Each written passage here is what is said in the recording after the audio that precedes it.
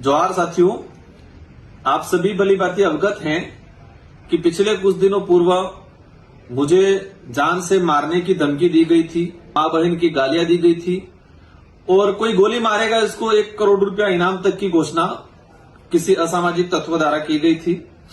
इसमें सभी साथी आज कल से मुझे कॉल कर रहे हैं कि इसमें क्या हुआ क्या नहीं हुआ। पुलिस प्रशासन ने इस आईडी को ट्रेस किया और उस आईडी को ट्रेस करने के बाद उस व्यक्ति तक पहुंचे और वो व्यक्ति चंद्रवीर सिंह करके गढ़ी विधानसभा क्षेत्र के अंदर बाईकागढ़ा जो ग्राम पंचायत है वहां का निकला। और जो मैंने और प्रशासन का हमारा जो शुरुआती दृष्टिकोण था कि कोई मतलब जवान आदमी या कहे कि इस तरह का कोई लड़का इस तरह का कोई होगा, लेकिन इस घटना में जो गिरफ्तार हुआ है चंद्रवीर सिंह 65 साल की उम्र का व्यक्ति है।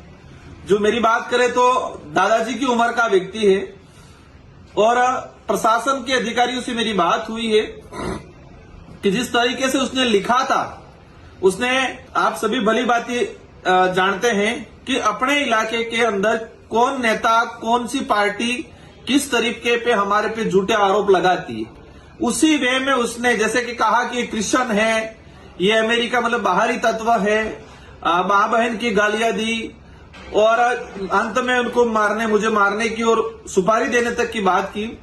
तो आप सभी भली बातें हैं कि इस तरह की बातें कौन सी पार्टी और कौन से नेता बोलते हैं। मैं इन चीजों पे इनका नाम नहीं लेना चाहूंगा। अगर यही बात इसी तरह का किसी भाजपा के नेता सत्ताधारी जो लोग हैं इनके लिए किसी ने कुछ बोला हो तो ये नंगा नाच करते पूरे उदयपुर संभाग में। आप सभी भली बातें जानते, पहले भी हुआ था, एक व्यक्ति के द्वारा कहा गया था कि वाड़ियां उठा देंगे। चुनावी माहौल में कहते वाड़ियां उठाना कोई धमकी नहीं होती है। मैंने खुद ने कहा था कि रगड़ा मतलब पॉलिटिकली वैचारिक रूप से रगड़ा निकाले, ऐसे कमेंट पे भी मुकदमा दर्ज करके गिरफ्तार किया था। तो ये जो मामला है एक अलग टाइप का मामला है, संदिग्ध मामला है। और मुझे जहां तक आभास मतलब मुझे जो असमंजस्य की स्थिति है कि 65 साल की उम्र का व्यक्ति फेसबुक पे इस तरह से लिखना और डिलीट करना और कहा जा रहा है कि मैं दारू के नशे में दूध था। मैंने क्या लिखा मुझे नहीं पता है और मैं उनको जानता भी नहीं हूं। मतलब मुझे जानता नहीं है तो मेरे बारे में आकलन कैसे किया इस तरह से ये। और जहां तक हमें जो अज्ञात सूत्रों से पता चला है कि ये व्यक्ति अकेला नहीं था, उस व्यक्ति के साथ 3-4 लोग और बैठे हुए थे, पार्टी कर रहे थे। उसमें कुछ पॉलिटिकली लोग घराने से भी लोग हैं। कुछ ये भी आया है कि कोई पुलिस प्रशासन का भी व्यक्ति है जिसका इसके अंदर इन्वॉल्वेशन है या उसका मोटिवेशन है, उसको कहे कि मतलब चढ़ाने का काम या उसको उकसाने का काम भी ऐसे लोगों ने किया है।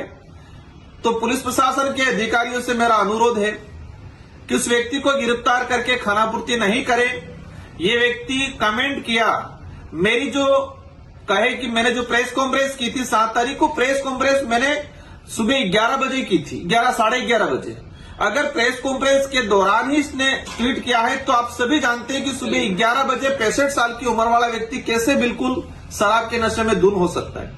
हम समझते हैं कि कोई भी व्यक्ति शराब पीता है तो वो दोपहर के बाद जो स्थिति बनती है शाम को या रात को लिख सकता है, हम समझ सकते हैं। तो प्रशासन स्पष्ट करे कि इस व्यक्ति ने किस टाइम पे लिखा, किस जगह पे बैठ के लिखा और उस जगह की सीडीआर उस जगह का कहे कि सारी लोकेशन ट्रेस करे कि उस जगह पर कौन कौन अन्य लोग थे, उसके साथ कौन कौन बैठे थे और उस व्यक्ति का मोबाइल नंबर, कॉल लोकेशन निकाले, कॉल डिटेल सारी निकाले कि उस व्यक्ति का संपर्क किस किस लोगों से है और पिछले उस दिन और उस पिछले 2 दिनों में उस व्यक्ति ने किस किस नेता किस किस अधिकारियों से संपर्क किया था। किसी के भी गले नहीं उतर रही है कि 65 साल का व्यक्ति अकेला बैठ के इस तरह से लिखे, ये कहीं भी किसी के गले नहीं उतरती है। इसके साथ कौन लोग बैठे थे वो तो पट्टी पढ़ाया होगा। अगर उसने लिख भी दिया था तो 65 साल का आदमी अचानक यहां से भाग के सुनने में आया कि मध्य प्रदेश मुंबई की तरफ चला गया। तो मेरा जहां तक मानना है वो भागा नहीं, उसको भगाया गया और भगाने वाले वो लोग थे जिसको इसको उकसाने वाले थे, उसके साथ में बैठ के लिखने वाले या खुद लिखने वाले या लिखाने वाले लोग थे। ऐसे लोगों की भी गहनता से जांच होनी चाहिए। अगर इस व्यक्ति अकेले को खानापूर्ति करके आप इसको मैं तो कहता हूं दादाजी क्या उम्र है, मुझे भी मतलब कहे कि दया टाइप, लेकिन इस व्यक्ति के पीछे कौन चेहरे हैं, किसका हाथ था, ये जानने की जरूरत है। गहनता से जांच होनी चाहिए। मैं मीडिया के साथियों के माध्यम से शासन प्रशासन से अनुरोध करना चाहूंगा कि ये हरकतें फिर कोई कर सकता है, और हरकतें ही नहीं, कभी कोई हादसा भी कर सकता है। तो इसके पीछे कौन लोग थे, इनके सबकी सीडीआर, उस व्यक्ति की सीडीआर मंगाई जाए, उसका कॉल लोकेशन उस समय कहां था, और पुलिस पर अधिकारी किस टाइम पे लिखा, किस जगह पे बैठ के लिखा, और उसकी कॉल लोकेशन, कॉल डिटेल सार्वजनिक करे, और एज ए परिवादी के रूप में मुझे भी अवगत कराए।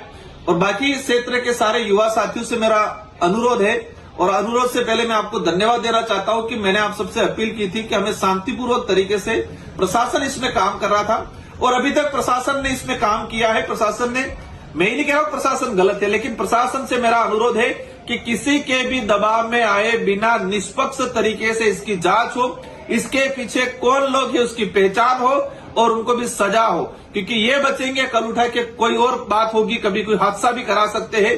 इसलिए इनकी तह तक जाए। ऐसे यहां तक सुनने में आ रहा है बांसवाड़ा जिले के अंदर 2017 में कुछ दंगे हुए थे, हिंदू मुस्लिम के दंगे कराए थे। कुछ ऐसे पुलिसकर्मी थे जिन्होंने जानबूझकर माहौल क्रिएट किया था, वहां कुछ गलत चीजें, विस्फोटक चीजें रखवाई थी, कुछ आपस में समुदाय में भिड़ाया था, अपना वो कहते हैं गैलेंट्री प्रमोशन लेने के लिए, प्रमोशन के चक्कर में इस तरह से। तो ऐसे लोग भी इसमें सम्मिलित है, ऐसी जानकारी आई है। तो अधिकारियों से मेरा अनुरोध है कि इनकी गहनता से जांच हो और कार्रवाई करें, निष्पक्ष रूप से किसी के दबाव में नहीं आए। और सारे युवा साथियों से भी मेरा अनुरोध है कि सभी शांतिपूर्वक शांति बनाए रखें। हम प्रशासन से अनुरोध करके प्रशासन पे दबाव बना के इसकी गहनता से जांच करा रहे हैं। आप सभी को धन्यवाद, आभार, जोहार।